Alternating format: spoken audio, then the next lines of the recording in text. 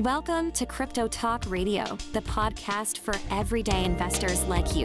Visit us on the web at cryptotalkradio.net. And now, here's your host, Leister. Thank you for that, Bailey, and welcome everybody out there in Crypto Talk Radio, found at cryptotalkradio.net. Welcome back, or welcome, either way. CryptoTalk.fm. My name is Leister. Did you hear that? CryptoTalk.fm, cryptotalkradio.net still exists. I still own it. CryptoTalk.fm. Going forward, we're beginning the transition to the new domain, CryptoTalk.fm. Easier to remember, shorter to type, cool as a freaking name. CryptoTalk.fm. Check us out. It's the same site. We haven't changed it, but we are loading more content with our out-of-cycle updates, which hopefully you're enjoying, especially if you listen for a while. Quick personal. So I've got a realtor, buyer agent on deck to start the challenging hunt for a place. And I had two in mind. They listed like 2 days ago. They've already got offers. There's houses available, but these were like perfect, especially one of them. Perfect, flawless. They had character. They just stood out in the crowd. They were great homes. And they just got swept up like boom. And they were cheap too. Well within the price. And just to put in, I've got the money aspects taken care of. The paperwork's done. At this point, it's just finding the house, putting an offer, submitting the pre-approval, all that, and getting it done. And I was assured that it shouldn't take too long. So I'm pushing that because I got notified I need to give my current place notice by May. So I've paid up April and May already on the rent, paid from the business. And so then now I have to start the process of getting the hell out of here. Because for those that are new, by the way, welcome. But I had leased this place as far back as January 2023. I didn't get to come here until September of 2023 because a lot was going on. Car issues, shingles, my brother passed away. There was a lot of stuff that was happening in the first quarter that delayed my arrival. And then there was the whole rat, the infamous rat, and all this nonsense that was happening. And so it just took a while to get situated. I spent a lot of money doing it, but I make a lot. But I got up here, got settled, realized this place sucks, but I had to get something. They were the only place that was willing to just make a deal. Now I'm considering buying. And then I don't plan to move again. I don't plan to, but you never know. So that's where I'm at on the personal side. And that's my current priority is doing the show. And that's the other reason I decided to record once a week, free up some time so I can do this home search, set up my studio there because I should have more room because the room I'm in right now, it's ready. But I figured, okay, let's get more space and get this going. So those that are impatient for me getting on video, I do apologize. I'm trying to give you the best, okay? Simply the best, better than all the rest. Shout out to Tina Turner. May she rest in peace. Cryptocurrency has some weird sways happen recently. Let's see what we can figure out. Let's talk some numbers. Let's go at that right now.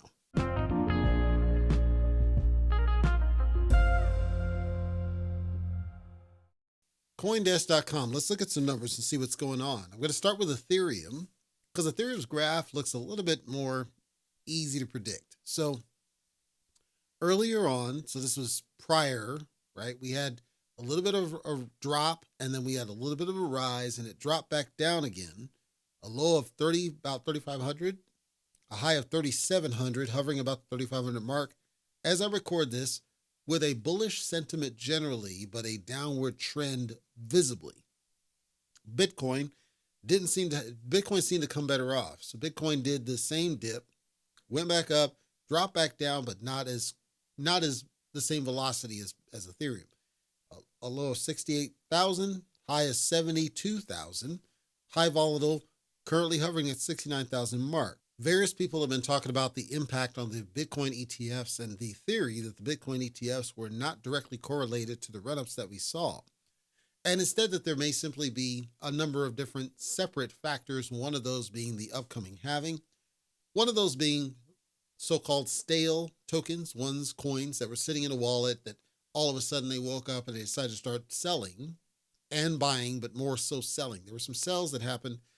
And then people scooped up the discounts, right? So it causes some pressure that was contributing. And this would explain some of the volatility I see where it's not sustained green anymore like it was. But the level that we're at with just about 69,000 is very close to where we left off. after the 2021 run. So that tells me we basically recovered the losses, but that only applies to Bitcoin. It doesn't apply to Ethereum because Ethereum has not gotten anywhere close to the all-time high that it left off at. It's only on the Bitcoin side. Tells me that there was just a lot of Bitcoin that was either people accumulated when Bitcoin was going down to like 12,000 and they're selling off of those major profits, or people were sitting on Bitcoin from when it ran the last time. And so now it's back up. And now they're trying to figure out what's going to happen next. One of the two must be the case, possibly both. We'll crash course to this episode. I think it won't be that long. I wanted to get that observation out there and then look at the broader cryptocurrency market. Total market cap $2.6 trillion is down from the $2.7 trillion. It had dropped down as low as $2.4 trillion, recovered some of that, and is currently holding steady at about 2.6. Not bad, but then I looked at the tokens that are in the top. One of them that was in the top before from that launch of the Athena token, the first digital USD, still high, but nowhere near as hot as it was. So that seems to correlate that the Athena's launch and the pre-sale was contributing to the run-up of that one. Meanwhile, Doge skyrocketed up, a 24-hour volume of just shy of $60 billion for Doge alone. There's a lot of pressure, upward pressure for Doge. Remember, Doge went down to like 9 cents. It's currently at 18 cents and running upward. Right on its heels is Tron, TRX, which is $23 billion. XRP is also up there, $19 billion. Solana's recovering. Solana has some other issues I'll talk about here in a second, but it was surprising to see Doge as high as it is. One of the main contributors to dips for Solana was network congestion that started to creep in as there was so much upward pressure with all the garbage that was launching on Solana, and that's cooled off. It got as high as like 200 per on the Solana side, down to like 179. It's still high because remember, this is as low as like $20 or whatever. So it's still up there, but their developers are working on it to try to address this congestion issue because they know that it affects Solana's takeoff. And you got to look and see, will Solana recover more of that traffic or have people moved on to other chains? Base from Coinbase started to get some upward momentum, and Ethereum started to get a little bit more back on its side. We also see on Tron that some of those garbage tokens spun up over there, as I suspected that they're just going to hop and jump to some other chain if Solana couldn't keep up.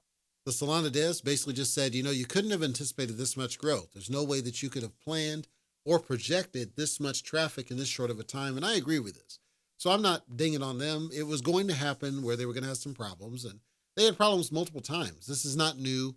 And if you're watching Solana wondering what the hell's going on, that's what's happening, is that essentially the network, there's a lot of failed transactions, there's a lot of congestion, and it's harming the trades because there was so much that crammed in there with various garbage tokens at one time. It just couldn't simply keep up. Now, mind you, every blockchain suffers this. Ethereum has its, that's where the gas gets up to like $200-$300 or whatever. Ethereum has it, BNB has it, Phantom has it, with that Polygon, with that garbage sunflower game. It affects all chains, so it's not an indictment on Solana. In fact, I think it did better than it did before. So I give them kudos for that. Telescam recently got under fire for what was alleged to be vulnerabilities in their desktop application. So the desktop application is for computers. Those who are brilliant and intelligent use computers, not mobile phones, and then the Telescam application on those computers, which Leicester does not use, but I'm reporting it because you might use it. Certic, the firm that calls out scams, that calls out breaches and all these different things, was the first to report. And they reported this literally as today, basically saying that there was a vulnerability. I'm not going to bore you with the technical details, but I'll just quote what they said and try to translate. Quote, possible remote code execution detected in Telescam's media processing in the Telescam desktop application. This issue exposes users to malicious attacks through specially crafted media files, such as images or videos. So, let me translate what this means. In the olden days, and the irony of this, I said that Telescam is nothing more than what we used to have with IRC. So, in the olden days, one popular vector for getting like viruses and malicious code on people's computers was by way of what's referred to as codecs. Codecs are the way that your computer is able to interpret and render media. So there's a codec for MP4. There's a codec for MP3. There's a codec for MPEG. There's a codec for Microsoft's Windows Media Video, and so on. And then photos You may not know this, but it's actually very easy to embed viruses and other malicious code into a photo and you wouldn't really know it.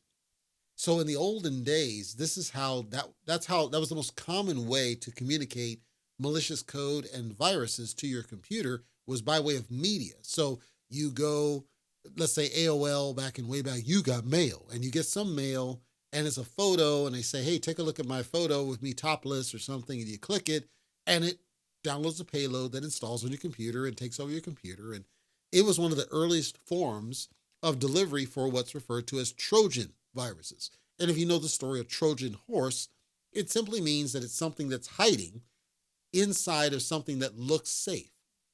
So this is a throwback. Seeing this, it's a throwback to what it was. Telescam, the group, came out and said, nah, there's no such vulnerability, and then later they acknowledged, okay, yeah, there's probably a problem, but the mobile is perfectly fine.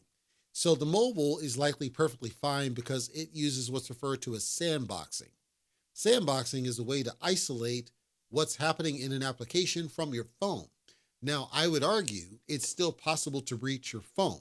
So if you're using Telescam on your phone, you might be at risk if you interact with these media files to include NFT images.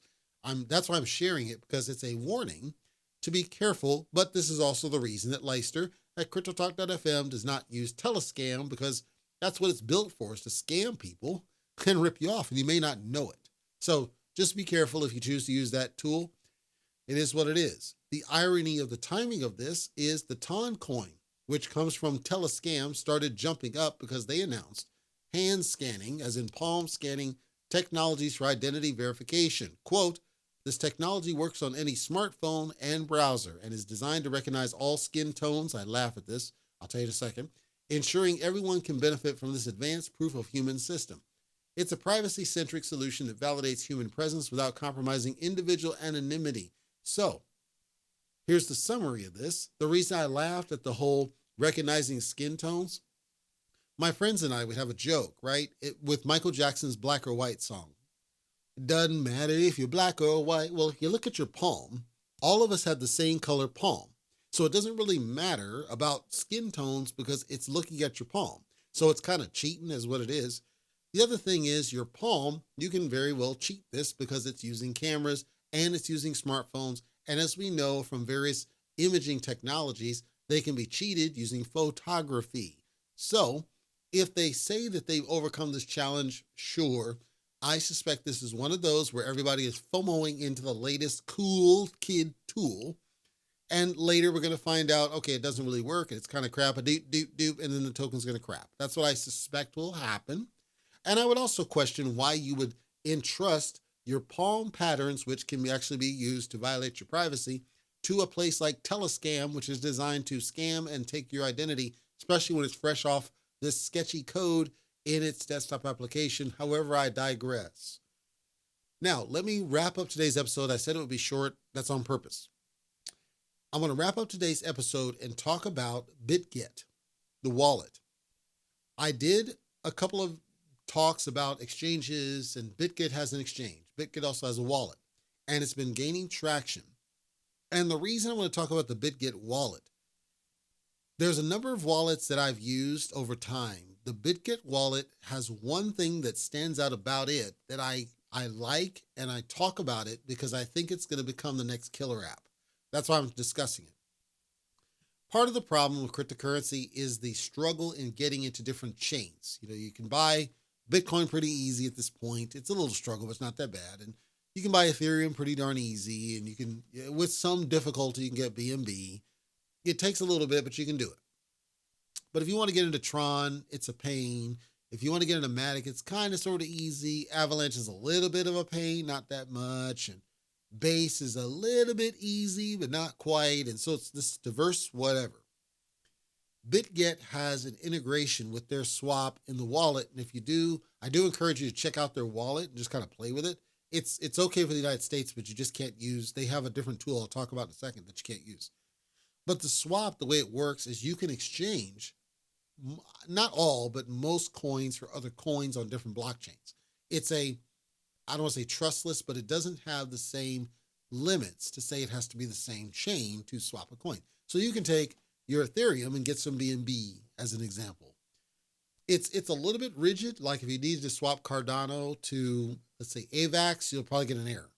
But if you wanted to swap certain ones, it gives you a quote. The other part of this is that it has integrations with multiple different swaps, including PancakeSwap, Uniswap, their own BitGet exchange. Everything has this integration, Swift. And so then it'll get a quote and it'll tell you who's the cheapest and whether it can do the exchange. Now, the BitGet one is pretty much garbage. It almost always fails. I'd say it probably works 20% of the time. The PancakeSwap is solid. The Uniswap is solid. The Swift is 50-50. But when it works, and it works really, really well. And I do encourage you to check it out because I was pretty impressed with how they pulled this off. Now, the problem is that when you go to look at prices for the different tokens or cryptos that you have, it's basically taking you to a subset of their exchange, the big exchange, and it gives you buy and sell, but you can't use it if you're in certain countries. So it's literally taking you to the exchange. So just understand, you have to distinguish between the swap feature, which is in the wallet itself, versus the price view and buy and sell, which is when you're viewing the price of a given token. It's a small but subtle and important distinction to make when you're looking at it. Check out the BitGet wallet. You should be able to find it in your app store. If it's Apple, it's definitely on Apple. I'm pretty sure it's on Android. But definitely check out the BitGet wallet because I was pretty impressed with what's going on there. And again, BitGet overall they're going up. They're based out of Sachet. So I think they're doing really good stuff and they're growing. They're growing leaps and bounds and doing a lot of cool stuff. So check it out. I'm intrigued to see their journey, let's put it that way, as an alternative to some of the garbage that's out there with the various deal. So that's what I got on deck for my coverage that I wanted to mandatory get through. The last, just a bullet note real quick. I had some feedback talking about different tokens that I've talked about and over time. And the truth is this: next week, allegedly, there's going to be a new layer zero blockchain for a sidechain. And what I keep stressing, and I want you to understand, we're in a different world with cryptocurrency. The vast majority of people don't even care about your blockchains. They don't care about your dApps. They don't care even about your NFTs. They don't care as much as they should about your games. They care about what's the price, can I buy and sell it and make some money? It's gambling. So to me, the priority one should be, what are you going to do to make sure that there's profit for people? Now that's hard because you have to entice rich mother fathers into your project. And how do you do this? I think with certain projects that like API 3 or others that are trying to think outside the bubble, I think that's going to be the next situation that you see profit runs, strong profit runs. I'm not talking these pumps of, whatever. And when you look at something like Dog with Hat, right? I think it's going to crap at a point. I think it's going to crash and burn. I think it had its day. I think it's going to crash and burn. I think it's going to pump and dump for however many iterations, just like Pepe did, just like Bonk did. I think the ones that are going to sustain their value are these ones that are looking for strong utility. This is going to affect SHIB. It's going to affect Sidechain. It's going to affect all these other ones that are kind of down in this middle layer where they're not really doing anything. And they talk about a blockchain, but not realizing that nobody cares. You can say, well, they'll be able to build a doop. Nobody cares. They don't. It shouldn't be the first thing you do. To me, the first thing you do is to get the money. First, you get the money, right? That's what I think, in my opinion, is going to make the blockchain sustain by getting the money necessary for traffic to justify why they should do it. Making that work means you have to lead in assuming a blockchain strategy. You can't do it as a migration. You can't do it as a V2 because no token has done a migration and succeeded or thrived. Even if it's still around, they haven't thrived. None. Okay. So if you started as a garbage token and you crapped on investors, you're going to have a hard time selling them on a narrative that you're now a serious blockchain. And if you can't get that far, like if you think of even Lillian Finance talked about medical blockchain. They never got that far because they did so much harm to investors. What they were doing, it was already too late. And so you think about it, you're not going to be able to justify this. And that's what I'm warning, anybody's free to gamble and do whatever you're going to do. I'm saying I don't think it's going to work long term. I think you're going to have a hard time justifying this business to people. It's fine if you believe. I think the developers are not going to make it work. So people can come out and say, well, this, that. My stuff's public, okay? The podcast episode's on the site at cryptotalk.fm. It's on every podcasting platform. It's easily searchable. My SEO is sky high, and it replicates to YouTube. All I ask, if I get it right, you come back, give my credit of just what I'm warning, which is I'd rather see people focus on the ones that have strong utility first. That's all. If you want to be a gambler, I celebrate that, but admit that you're gambling. Don't try to convince me that garbage Project A that's had 3 migrations and has scummy developers behind it and has lied to you and is dumped off of you is all of a sudden Magic Kingdom, because that's what got SafeMoon in trouble. That's all. And I'm saying that because I don't want people to have a false impression about this run. This run is not the same as 2021's run. 2021 run, those mother fathers got away with a lot, and it was piggybacking off of the run of Ethereum. Ethereum hasn't run yet. It will, but even with the pumps that we had, some of these tokens didn't go anywhere. That means I think people are smarter. They're still gambling on the garbage, but those don't sustain. They're going to die at some point. And I think the money's going to flow back into the strong tokens. What you choose to do with your money is what you choose to do with your money. I'm simply sharing it as a caveat and a warning because I want people listening to the show to benefit, not suffer. That's my goal and purpose in this business.